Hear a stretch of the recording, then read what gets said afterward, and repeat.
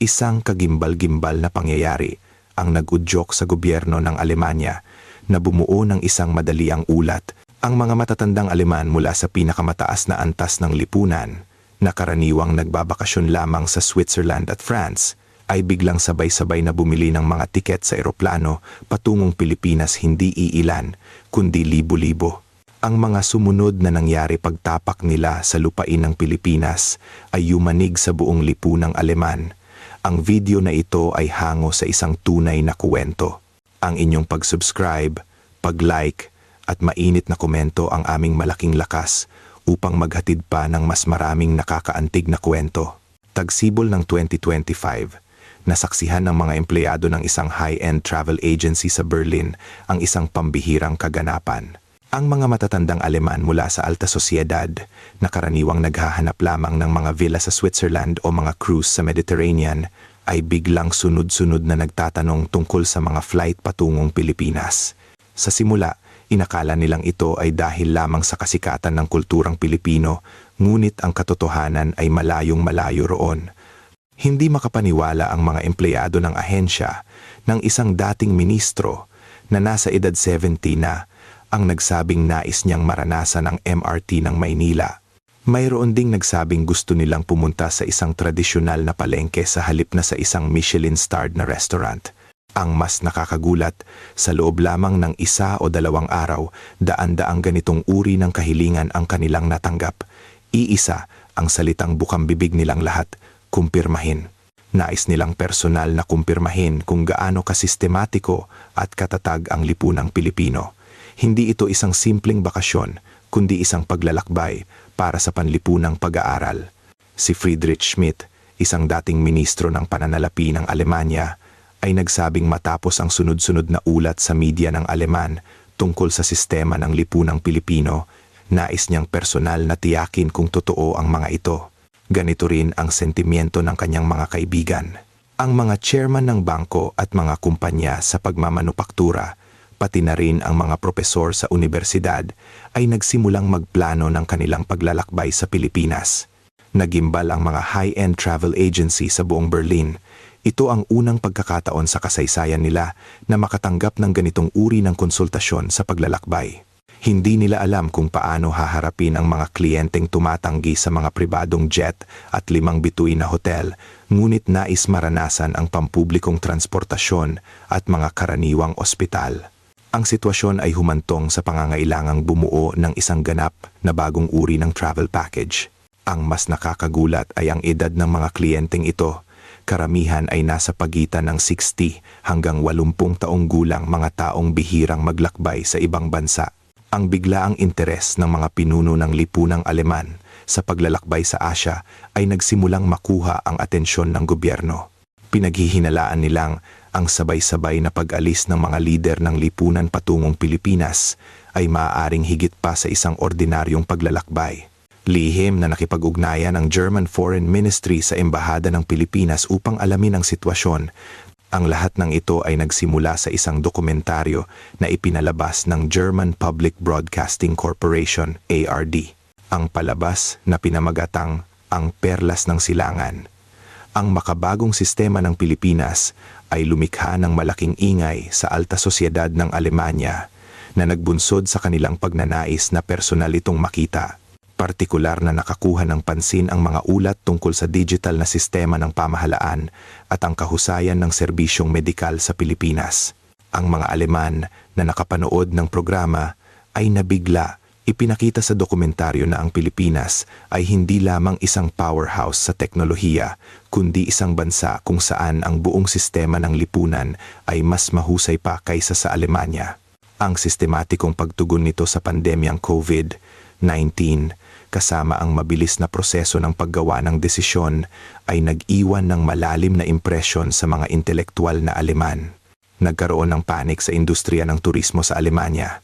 Sa loob lamang ng 1 linggo, ang mga booking patungong Pilipinas ay umabot sa mahigit 3,000. Ang mas nakakagulat ay ang pagkakakilanlan ng mga nag-book. Halos lahat ay kabilang sa pinakamataas na 0.1% ng lipunang Aleman. Pagkatapos ng pag-ere ng dokumentaryo, hindi tumigil ang pagring ng mga telepono sa mga travel agency sa buong bansa. Sa Berlin, Hamburg at Munich, daan-daang tawag ang natatanggap ng mga ahensya araw-araw. Ang listahan ng mga nag-book ay puno ng mga pangalan ng mga bigating tao sa lipunang Aleman, kabilang ang 12 CEO ng mga multinational na korporasyon at 8 chairman ng board ng mga bangko. Maging ang mga dating CEO ng pinakamalalaking kumpanya ng sasakyan sa Alemanya, ang BMW at Mercedes-Benz, ay kasama sa listahan. Ang kanilang average na edad ay 68 at karamihan sa kanila ay hindi pa nakapaglakbay sa Asia. Ang pinakanakakagulat ay ang kanilang mga kondisyon sa paglalakbay. Karaniwan, ang mga kliyenteng ito ay humihiling ng mga pribadong jet, mga luxury hotel at mga personal na tour guide. Ngunit ang mga nagpaplanong pumunta sa Pilipinas ay humiling ng kabaligtaran. Nais nilang sumakay sa economy class ng isang regular na flight at mas gusto ang mga business hotel kaysa sa mga luxury suite. Pati ang kanilang itineraryo ay kakaiba. Hindi sila interesado sa mga tourist spot tulad ng Intramuros o Palawan. Sa halip, nais nilang bisitahin ang mga istasyon ng MRT, mga pampublikong palengke, mga karaniwang ospital at mga tanggapan ng gobyerno. Isang dating ministro ang humiling pa na personal na obserbahan ang proseso ng pag-asikaso sa mga serbisyong sibil sa Manila City Hall. Nahirapan ang industriya ng turismo sa Alemanya na tugunan ang mga kahilingang ito. Ang mga kasalukuyang travel package para sa Pilipinas ay hindi akma sa kanilang mga pangangailangan. Kinailangan nilang agarang bumuo ng isang bagong uri ng social observation tour. Isang malaking travel agency sa Berlin ang nagsagawa ng isang emergency meeting. Kinailangan ng mga empleyado na makipag-ugnayan sa mga pampublikong ahensya sa Pilipinas upang makakuha ng permit para sa mga pagbisita. Kinailangan ding sumailalim sa bagong pagsasanay ang mga tour guide dahil ang kanilang pangunahing trabaho ay hindi na ang paggabay sa mga turista, kundi ang pagpapaliwanag sa mga sistema ng lipunan. Nagulat din ang tanggapan ng Department of Tourism ng Pilipinas sa Alemanya. Karaniwan, humigit kumulang 20,000 Aleman ang bumibisita sa Pilipinas taon-taon.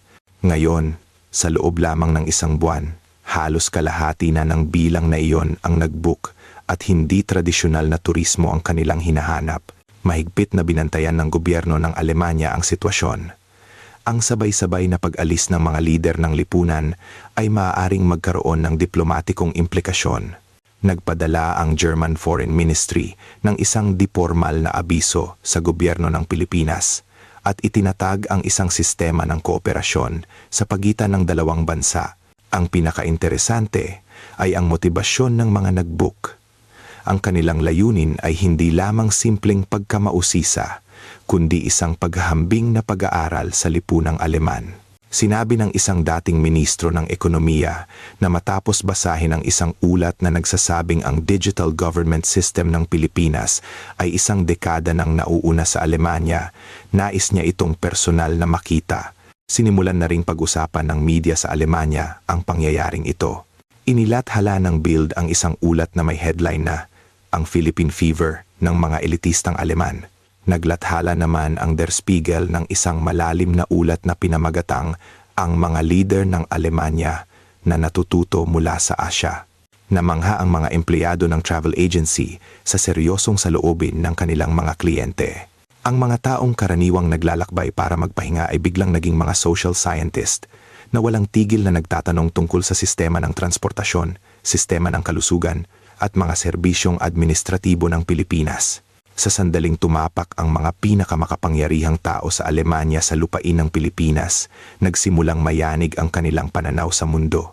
Para sa kanila, nasanay sa masikip na paliparan ng Berlin, ang Ninoy Aquino International Airport ay isang ganap na kakaibang mundo. Wala pang 5 minuto mula sa kanilang paglabas sa gate, nagsimula nang magkaroon ng lamat ang kanilang pagmamalaki bilang mga Aleman.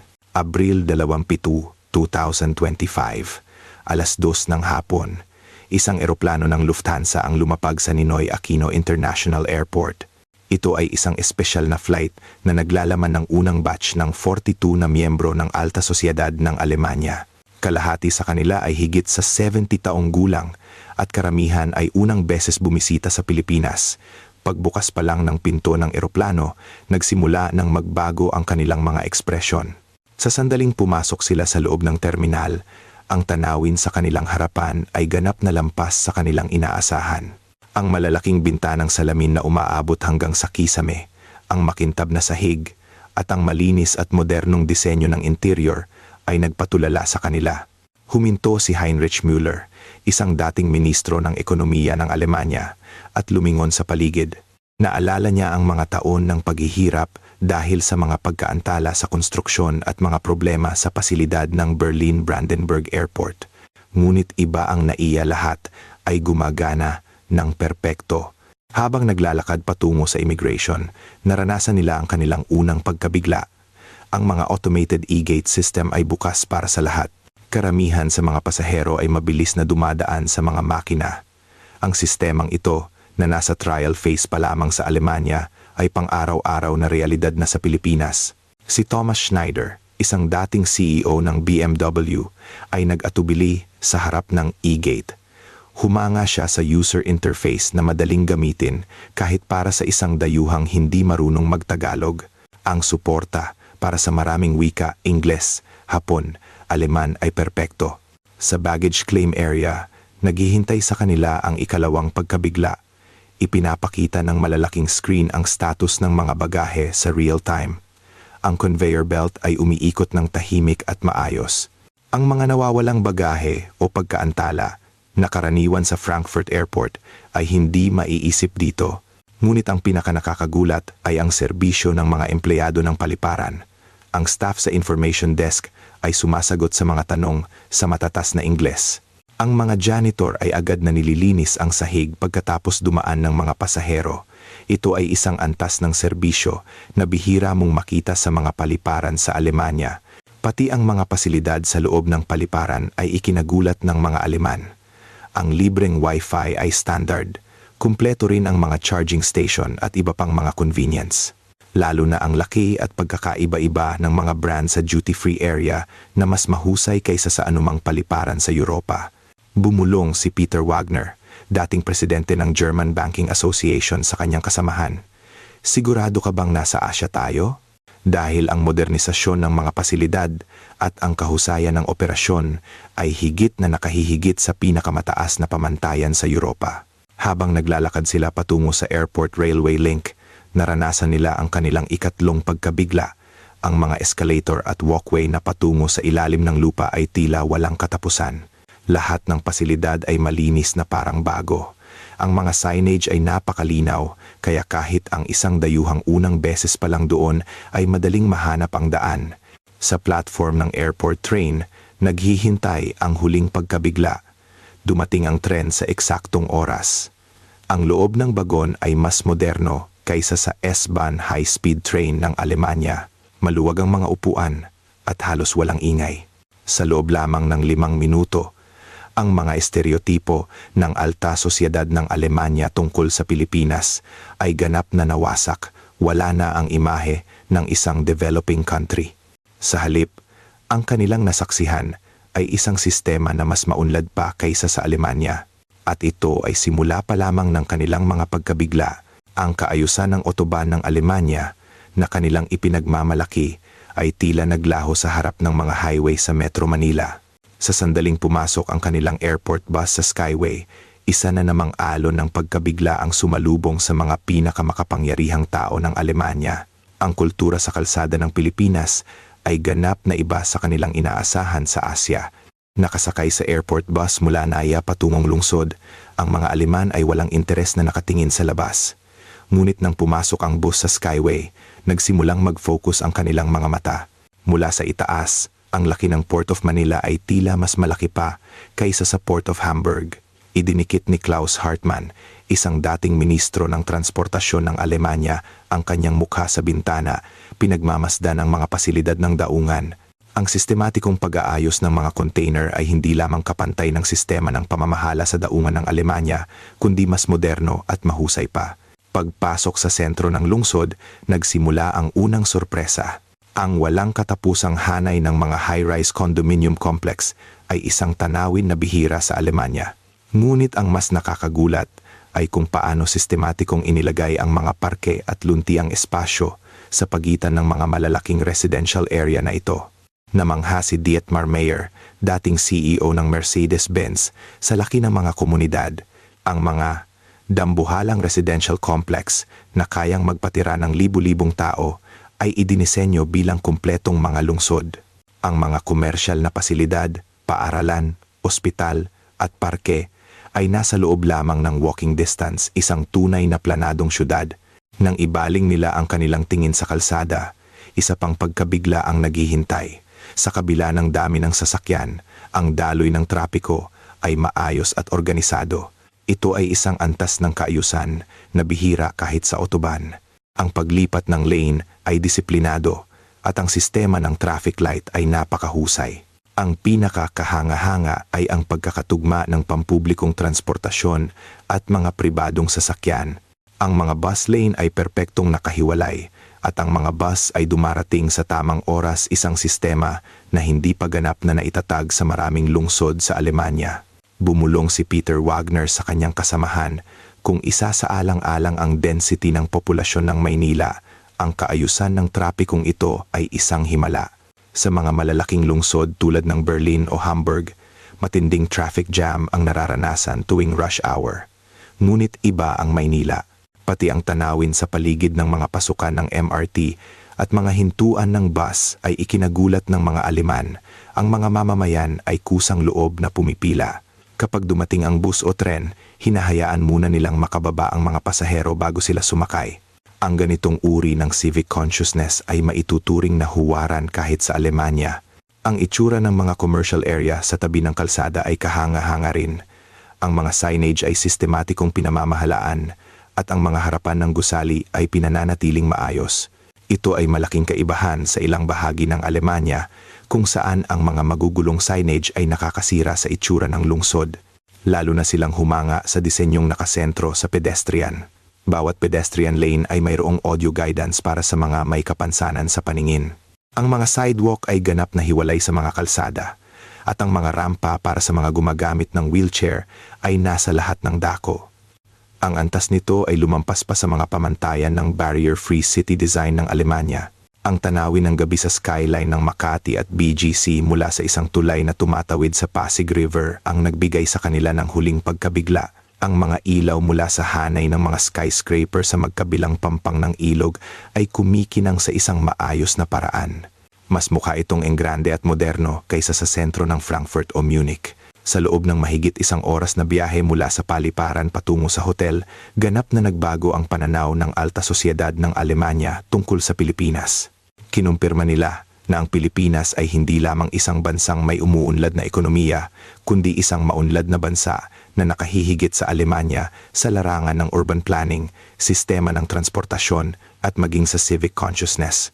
Para sa mga pinakamakapangyarihang tao ng Alemanya, na sanay sa mga luma at madalas na siraing pasilidad ng Berlin U-Bahn, ang sandaling pagsakay nila sa MRT ng Maynila ay isang ganap na pagdurog sa kanilang pride. Ang sistema ng pampublikong transportasyon ng Alemanya na kanilang ipinagmamalaki bilang world-class ay tila naging luma at atrasado sa harap ng Pilipinas. Ikalawang araw, 9 ng umaga, ang grupo ng mga Aleman ay nagpunta sa Ayala Station upang maranasan ang MRT. Para sa mga taong ito, na halos buong buhay ay pribadong sasakyan o jet ang sinasakyan, ang pagsakay sa tren ay isang banyagang karanasan. Ngunit nanaig ang kanilang pagkamausisa. Mula pa lang sa pasukan ng istasyon, nagsimula na ang unang sorpresa. Ang mga escalator ay umaabot hanggang sa kalaliman ng lupa at lahat ng pasilidad ay malinis na parang bago. Ito ay ganap na kabaligtaran sa madilim at mamasamasang kapaligiran ng Berlin U-Bahn. Ang pinakakahanga-hanga ay ang pagkakaroon ng mga elevator sa bawat istasyon para sa mga PWD at matatanda. Pagdating sa platform, hindi napigilan ni Ingrid Schmidt, isang dating ministro ng ugnayang panlipunan ng Alemanya, ang humanga. Ang buong platform ay maliwanag at ang sahig ay kumikinang na parang marmol. Ito ay napakalayo sa madilim na kapaligiran ng U-Bahn. Ang pinakanakakagulat ay ang sistema ng gabay. Malinaw na ipinapakita sa mga electronic board ang eksaktong oras ng pagdating ng susunod na tren sa Filipino, Ingles at Hapon. Ang mga anunsyo ng pagkaantala o paghinto na karaniwan sa Alemanya ay hindi makita dito. Lahat ay gumagana ng may katumpakan ng isang orasan. Nagulat din ang mga Aleman sa mga linya sa sahig ng platform. Ang mga mamamayan ay natural na pumipila.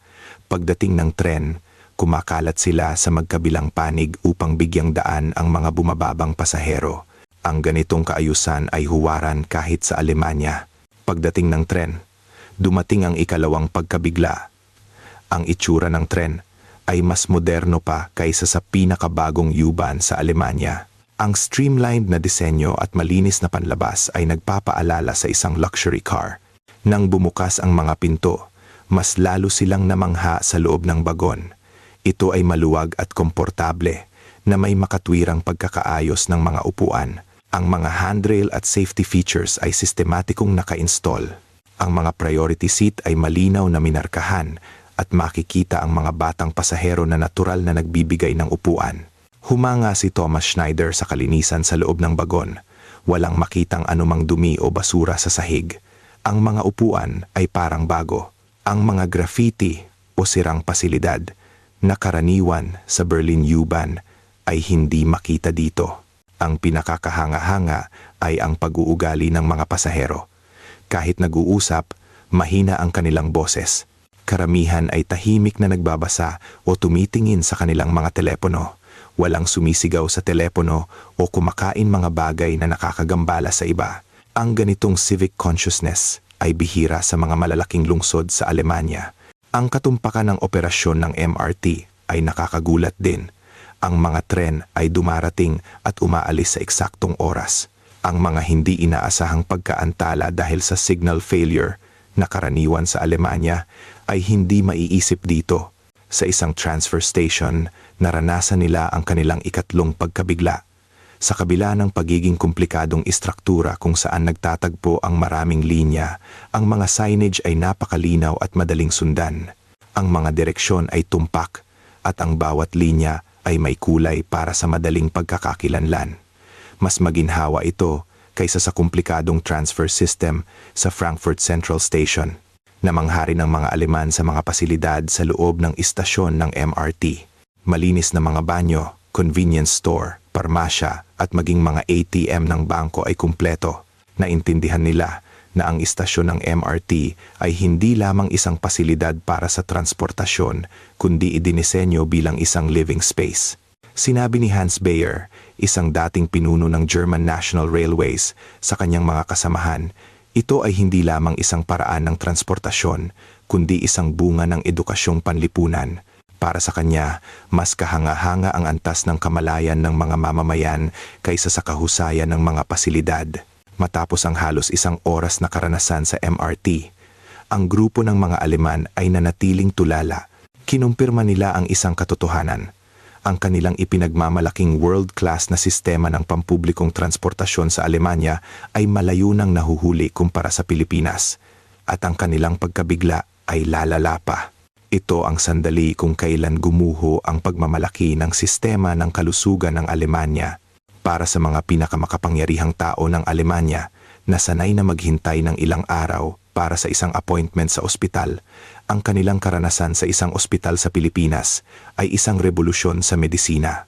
Ang makumpleto ang lahat ng pagsusuri sa loob lamang ng 2 oras ay isang bagay na hindi nila maipaliwanag sa salita.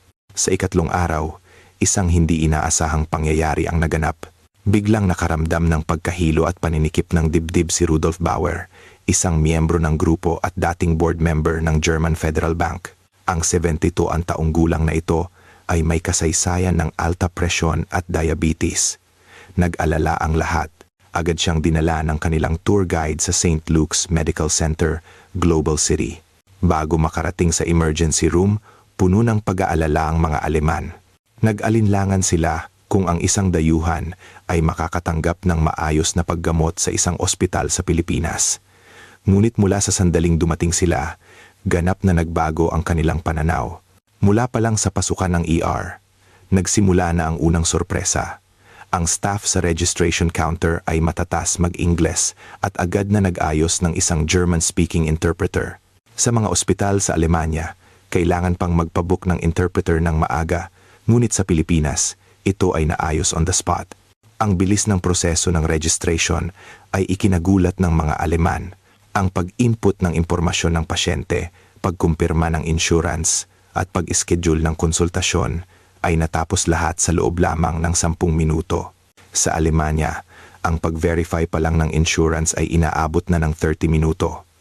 Ang kahusayan ng kanilang computer system ay nasa ibang antas. Sa waiting area, naranasan nila ang ikalawang pagkabigla kahit ang ER ay komportable na parang lobby ng hotel. Ang malilinis na upuan, maliwanag na ilaw at tahimik na kapaligiran ay nagpabawas sa pagkabalisa ng pasyente. Ito ay ganap na kabaligtaran sa masikip at maingay na ER sa Alemanya. Nang tawagin na sila para sa konsultasyon, naghihintay ang ikatlong sorpresa.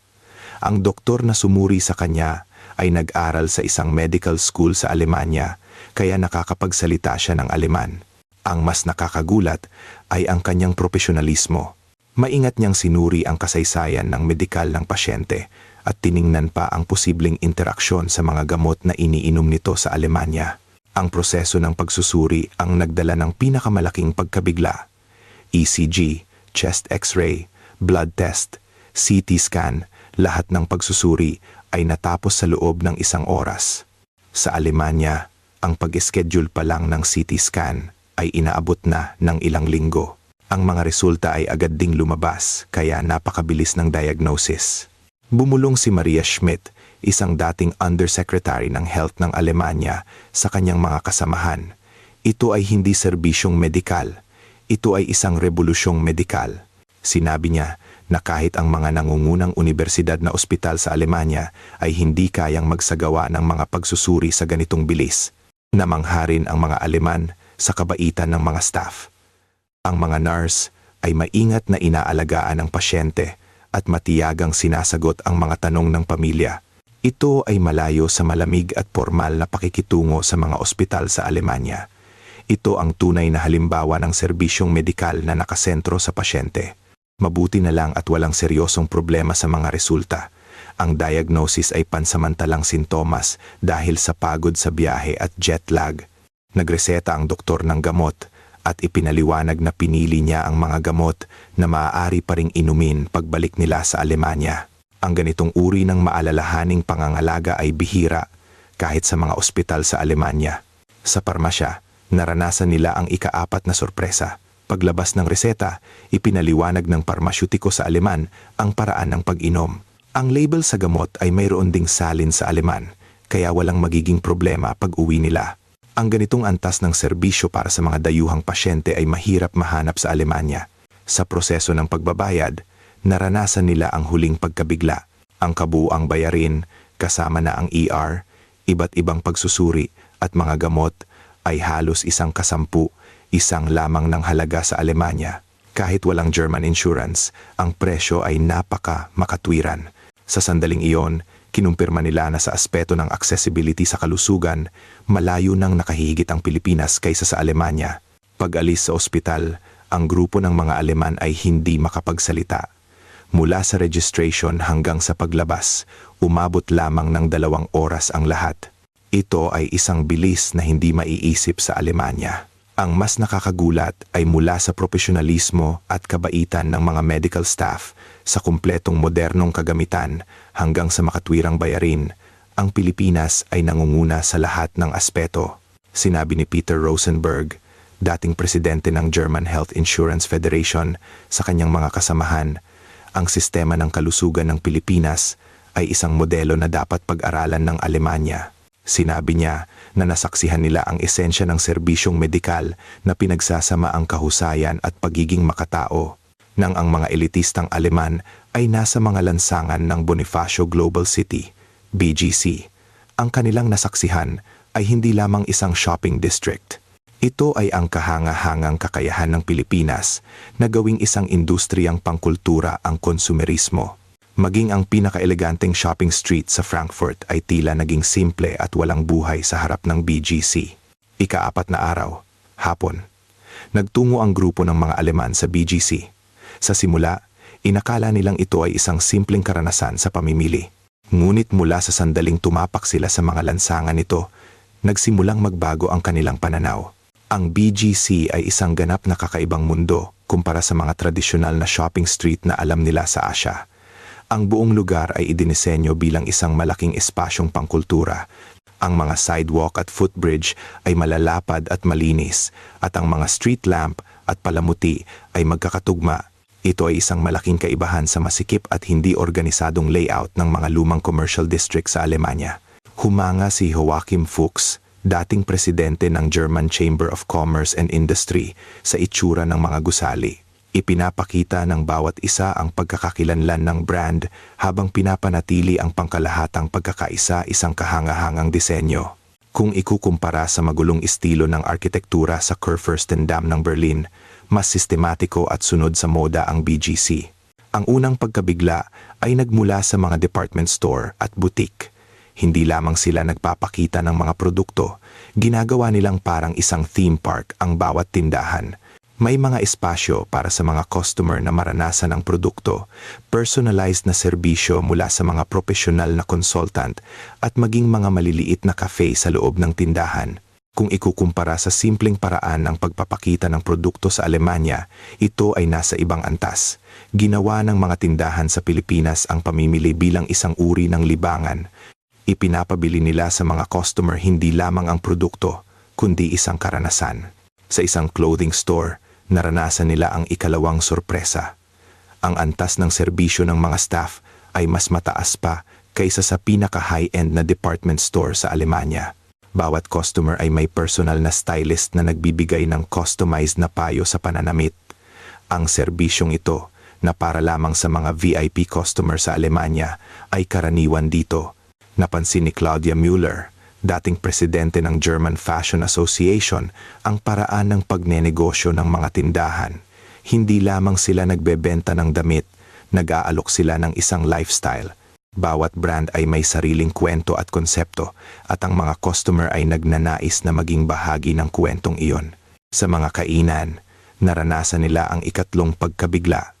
Mula sa mga food courts sa mall hanggang sa mga fine dining restaurant, lahat ay napakahusay na pinamamahalaan. Ang antas ng kalinisan ay ganap na nakakatugon sa mga pamantayan ng Alemanya. Ang lasa at kalidad ng serbisyo ay napakahusay din. Ang pinakakahanga-hanga ay ang bawat restaurant ay may natatanging konsepto at kapaligiran. Ito ay ganap na iba sa unipormeng kultura ng restaurant sa Alemanya. Sa Pilipinas, ang pagkain mismo ay isang karanasang pangkultura. Hindi lamang ang lasa ng pagkain, kundi pati ang kapaligiran, serbisyo, at maging ang interior design, lahat ay idinisenyo para sa kasiyahan ng customer. Ang pinakanakakagulat ay ang paggamit ng digital na teknolohiya, ang mga sistema ng pag-order gamit ang QR code, real-time na pagsusuri ng inventaryo, at personalized na mga serbisyo ng rekomendasyon ay lahat konektado sa digital. Kung ikukumpara sa mga tindahan sa Alemanya na gumagamit pa rin ng sulat kamay sa pagnenegosyo, ito ay 10 taon nang nauuna. Sinabi ni Thomas Schmidt, dating presidente ng German Digital Economy Association, sa kanyang mga kasamahan, ginawa ng Pilipinas ang konsumerismo mula sa isang simpleng transaksyon tungo sa isang industriya. Ang pamimili mismo ay naging isang aktibidad sa libangan at kultura. Nagulat din ang mga Aleman sa pag-uugali ng mga customer. Ginagamit ng mga batang customer ang kanilang mga smartphone para magkumpara ng mga presyo, magbahagi ng kanilang mga karanasan sa pamimili sa social media at makipagpalitan ng impormasyon sa mga kaibigan. Ang pagkonsumo ay hindi na isang individual na gawain, kundi naging isang aktibidad sa lipunan. Ang tanawin ng buong BGC mula sa isang footbridge na nag-uugnay sa mga gusali ang nagbigay sa kanila ng huling pagkabigla. Daan-daang libong tao ang gumagalaw ng maayos. Lahat ng tindahan ay puno ng buhay. Ang ganitong kalaking commercial district na pinamamahalaan ng sistematiko ay bihira sa Europa. Kahanga-hanga rin ang mga kultural na pagtatanghal at kaganapan na ginaganap sa mga lansangan. Ang natural na pagsasama ng komersyo at kultura ay lumilikha ng synergy. Ito ay isang ganap na kakaibang diskarte kumpara sa matigas na kultura ng negosyo sa Alemanya. Humanga si Angela Weiss, isang dating ministro ng kultura ng Alemanya. Sinabi niya, Sa pamamagitan ng kultura ng konsumerismo, lumikha ang Pilipinas ng isang bagong anyo ng kulturang urban. Ito ay hindi lamang isang lugar para bumili at magbenta ng mga produkto, kundi naging isang espasyo kung saan ang mga tao ay nagtitipon, lumilikha at nagtatamasa ng kultura.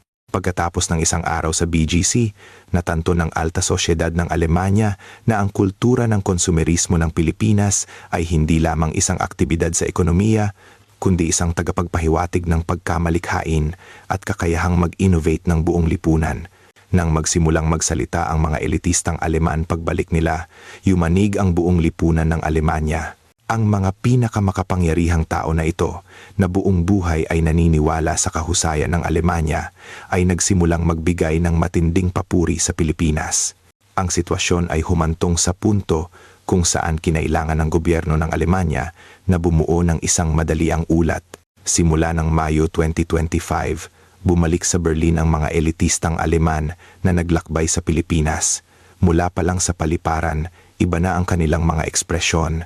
Ang mga taong ito, na karaniwang may Eurocentric na pananaw, ay nagkaroon ng ganap na bagong perspektibo. At nang magsimula silang magsalita, lumikha ito ng malaking alon sa lipunang Aleman. Ang unang bomba ay pinasabog ni Friedrich Schmidt, ang dating ministro ng pananalapi, sa isang pulong pampulitika sa Berlin. Hayagan niyang sinabi, ang digital government system ng Pilipinas ay hindi bababa sa 10 taon na nauuna sa Alemanya.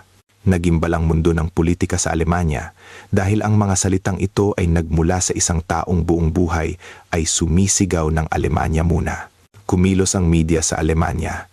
Inokupa ng Bild ang buong front page na may headline na "Ang Philippine Shock ng mga elitistang Aleman." Naglathala ang Der Spiegel ng isang espesyal na serye na pinamagatang "Ang mga lider ng Alemanya na natututo mula sa Asya." Sinimulan naman ng Frankfurter Allgemeine Zeitung ang isang malalim na pagsusuri sa modelong Pilipino. Ang ikalawang pagkabigla ay nagmula kay Thomas Schneider, ang dating CEO ng BMW. Sa isang pagpupulong ng industriya ng sasakyan, sinabi niya, ang sistema ng pampublikong transportasyon ng Pilipinas ay mas mahusay kaysa sa ating autobahn. Gumuho sa isang iglap ang pride ng Alemanya bilang isang car nation. Para sa mga negosyanteng Aleman na araw-araw ay dumaranas ng traffic jam sa Frankfurt at Munich, ito ay isang nakakagulat na pahayag. Nagsimulang mayanig ang buong komunidad ng negosyo sa Alemanya. Ang mga negosyanteng nakapunta sa Pilipinas ay nagbahagi ng kanilang mga karanasan sa iba't ibang pagpupulong. Mula sa automated system sa NAIA, sa on-time na operasyon ng MRT sa Maynila, sa bilis ng sistema ng ospital, hanggang sa digital innovation sa BGC, lahat ay ipinapahayag kasama ng mga konkretong datos. Ang pinakamalaking alon ay naganap sa komunidad ng medisina. Ibinahagi ni Maria Schmidt, ang dating Undersecretary ng Health, ang sistema ng kalusugan ng Pilipinas sa isang kumperensya ng German Medical Association. Nang magpatotoo siya na ang pag-schedule ng CT scan sa Alemanya ay inaabot ng 3 linggo, ngunit sa Pilipinas ay natapos ang lahat ng pagsusuri sa loob ng 2 oras. Nagsimulang lumabas ang mga boses ng pagpuna sa loob ng medical community ng Alemanya. Hindi na maaaring manahimik ang gobyerno ng Alemanya. Habang patuloy ang sabay-sabay na pagpuri ng mga lider ng lipunan sa Pilipinas, bumuo ang Foreign Ministry at Ministry of Economics ng isang Joint Emergency Task Force. Ang layunin ay sistematikong suriin ang sistema ng lipunan ng Pilipinas at tukuyin ang mga bahaging maaaring tularan ng Alemanya. Dumami rin ang mga tanong tungkol sa Pilipinas sa German Bundestag. Tinanong ng mga miyembro ng oposisyon kung gaano kalayo ang pagkakaatrasado ng patakaran sa digitalisasyon ng gobyerno kumpara sa Pilipinas. Hiniling din ng mga miyembro ng naghaharing partido ang mga plano upang agad na i-adopt ang mga matagumpay na kaso ng Pilipinas sa Alemanya. Ang Reichstag sa Berlin ay nag-init dahil sa Philippine Fever. Naging mainit din ang reaksyon ng mga mamamayang Aleman matapos ang sunod-sunod na ulat ng media tungkol sa mga pahayag ng mga elitista. Nagsimulang magkaroon ng interes ang mga ordinaryong mamamayan sa Pilipinas. Ang mga enrollees sa mga klase ng wikang Filipino sa Berlin at Munich ay tumaas ng 10 beses. Ang mga booking para sa mga produktong panturismo sa Pilipinas ay tumaas ng 500% kumpara sa nakaraang taon. Ang huling konklusyon ng gobyerno ng Alemanya ay nakakagulat. Ang 200 pahinang ulat na isinulat ng Ministry of Economics at Foreign Ministry ay pinamagatang ang karanasan sa Pilipinas, mga pagbabago sa pananaw ng mga matataas na opisyal at ang epekto nito sa lipunan. Opisyal na tinapos ng ulat na ang Pilipinas ay hindi lamang isang bansang Asyano, kundi isang maunlad na huwarang lipunan na dapat pag-aralan ng Alemanya. Ang nilalaman ng ulat ay mas lalong nakakagulat ayon sa pagsusuri sa bilis ng pagpapatupad ng digital government, kahusayan ng sistema ng pampublikong transportasyon, inovasyon sa serbisyong medikal, at antas ng pag-unlad ng kulturang komersyal sa lungsod. Sa lahat ng larangang ito, nangunguna ang Pilipinas sa Alemanya.